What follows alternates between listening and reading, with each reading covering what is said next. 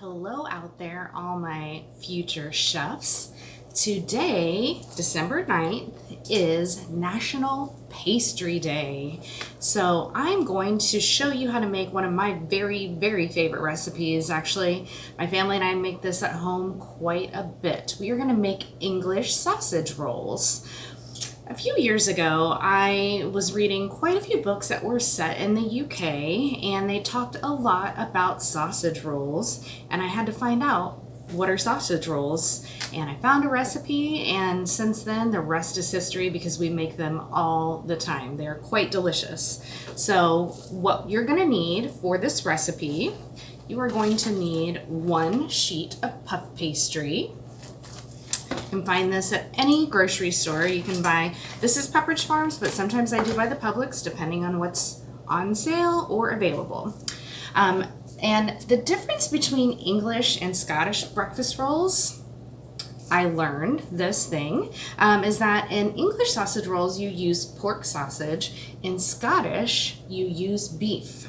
So we are making English, we're going to use some mild pork sausage. Of course, if you don't eat pork, there are all kinds of other sausages. There are vegetarian sausages that are made from plant-based products. You could, of course, use beef. You could use turkey, whatever kind of sausage you like. We are going to put a little bit of cheddar cheese in it. And I'm going to dice up 1 small sweet yellow onion. We are also going to use some Dijon mustard, a little bit of seasoning, salt, pepper, garlic, and I do have some all-purpose flour here on my cutting board so that I can roll out my puff pastry sheet to make it a little bit bigger. When we finish it, we're going to put a little bit of brushed egg on top to make it nice and shiny, and a little bit of parsley. So that's what you're going to need to get this recipe started. So when you take your puff pastry out of the box, you want to make sure that you let it thaw out. It's just going to be a sheet like this. So we're going to take a little bit of our flour, and we're going to dust that around so we can roll this out. And as you can see, when you take it out of the box, it's folded into thirds, which is nice because then we can just cut along those seams because we're going to need 6 of these. So we will cut this in half and into those thirds, so we will have 6 pieces that we can roll out. So I'm going to roll those out and show you exactly what they will look like when we're finished. All right, so what you're going to do with your little rectangle of puff pastry on your, I'm just using a cutting board. You might have something specific that you use for rolling out or working on pastry at home. But this giant cookie sheet this giant cutting board is perfect for what we're using it for today. So I've got the flour there, I've got flour on my actual rolling pin. And if you don't have a rolling pin, you can use just about anything. A glass tumbler is perfect if you don't have one. But we're just gonna roll this out. Once it gets down to room temperature, it might be a little bit sticky. That's why we want all this flour on there to keep it from sticking. So we're just gonna kind of bend out. We're gonna go both directions to get this pretty thin. Make it a little bit, it'll cook faster. You don't want it to be too thick because then it takes a long time. So you want it to be fairly thin. So we've got our 6 rolled out puff pastry sheets.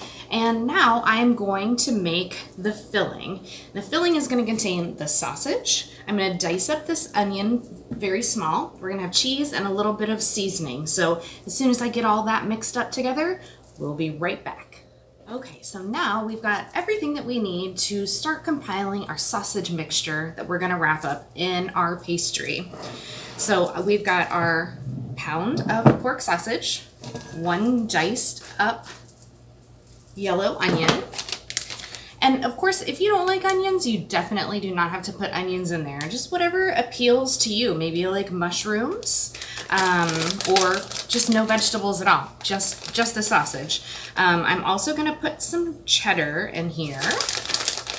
This definitely was not called for in the recipe that I found online, but I have found that I really do like it with cheese in it. And again, just like you can have lots of options for different types of sausage that you could put in here, you could put any kind of cheese. I just went cheddar because it is a really nice balance and good flavor combination with pork. So what we're gonna add now is just a little bit of pepper, a little bit of salt, not too much because the sausage definitely is gonna have some salt in it. I'm gonna add a little bit of garlic powder. And then, after you've washed your hands and deblinged, we are gonna get in here and mix this with our hands. Kind of like making meatloaf. So we're just gonna incorporate all of these ingredients together. Get them all mixed up, squished. This is kind of fun. Sort of like Play-Doh. Another great thing about pastries is, of course, oftentimes when you hear pastry, you think of something sweet. The definition of the word pastry actually just means flour, water, and fat mixed together to create food. And puff pastry has been around for many, many hundreds of years. It originated from the Greek phyllo dough, but it's said that Claude Lorraine, a French artist, was making a buttery bread for his father who was in poor health, and he accidentally stumbled upon making puff pastry, something very similar to a croissant. Puff pastry is one of those things where you might be brave enough to try to make it yourself, but it's a very complicated process, and I'll tell you, it's a lot easier to just buy it in a box. It's many, many layers of flour and butter, just over and over and over pressed together. And what happens when you cook that, the butter in there creates steam, and that's what makes it puff up. And that's why it's called puff pastry. All right, so we have our mixture of sausage, cheese, and onions all ready to go. So what I'm gonna do here, because we need to have 6 equal sizes, right? So I'm going to split this ball in half and then into thirds. That way we know each one is going to turn out roughly the same size. And that means that they will cook at the same rate, which is very important, especially when you're dealing with pastries. You want them to all be cooked evenly. So these you're going to just roll up kind of into a log shape.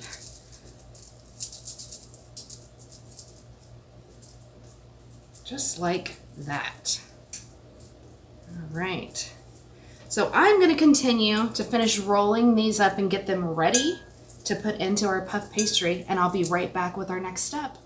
And we are back. So I have our sausage rolled up in these nice little sausage logs, and I have put Dijon mustard on the puff pastries. So I'm just going to brush that on and get it kind of evened out right in the very middle. You don't want to put it too close to the edges because we're going to roll these up. All right. And you can use as much or as little of the mustard if you don't love Dijon. You know, then perhaps a different kind of mustard might work a little bit better for you. I like it because it's got a little bit of tang. It's not quite as sour as traditional yellow mustard and not quite as spicy as a deli mustard. It's a nice balance, especially when you get all these other delicious flavors in there. And like I was saying before, with puff pastry or any kind of pastry that doesn't have sugar in it, you can do a variety of things. We could make fruit puff pastries or any other kind of sweet thing. You can do all kinds of things with it. They sell them, of course, in these sheets, but you can buy them in round little puff pastries also to build desserts called Napoleons. Those are very cool. It's a bunch of delicious things with puff pastry in the middle. All right, so we've got our mustard all spread out on there. Now we're just gonna take those logs of sausage and cheese, put those in the middle.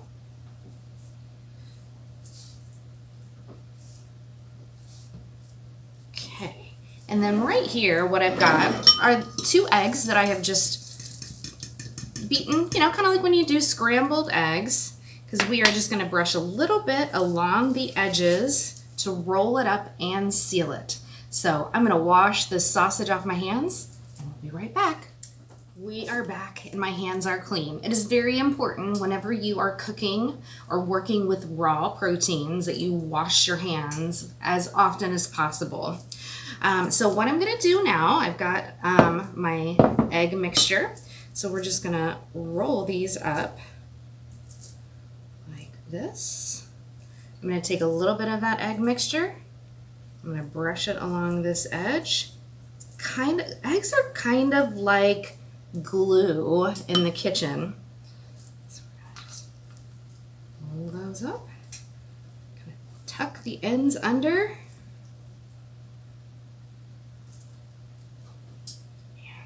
Put that on our cookie sheet. So you're just going to repeat that same process for all 6 rolls. Okay. So super easy, right? Tuck that under and move on to the next one. So I'm going to finish rolling these up and then I'm going to show you the very last few steps before we pop these in the oven, which should be preheated to 400 degrees before you put them in. All right, we'll be right back. And we're back. So we have our lovely little pockets of sausage wrapped up in puff pastry. So what you're going to do next, you're going to take a knife and you're just going to do what they call scoring. So we're just going to cut little slits right along the top of each.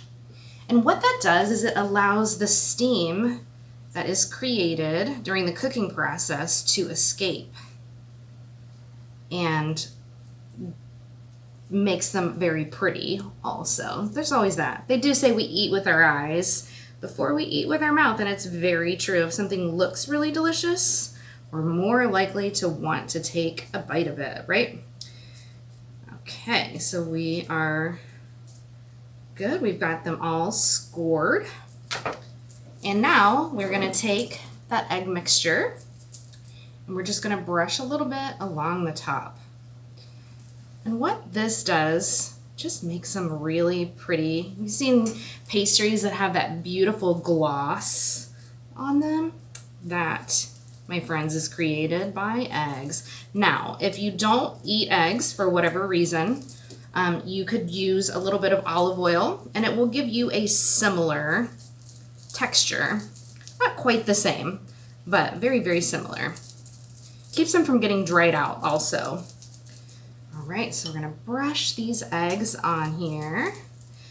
And I hope while you've been watching this, you've been thinking of all the different things that you would like to fill a puff pastry with, other than maybe sausage rolls, because really the possibilities are endless. And I do like to make things for you guys that are very open to interpretation, because everybody kind of has an idea of how, you know, something they would like to try, or a flavor that they really like, or maybe one that they really don't like and they would never want to eat. So most of the recipes that I make for you guys, I try to pick things that you could use, of course, whatever you just happen to have on hand, or something that you just really prefer.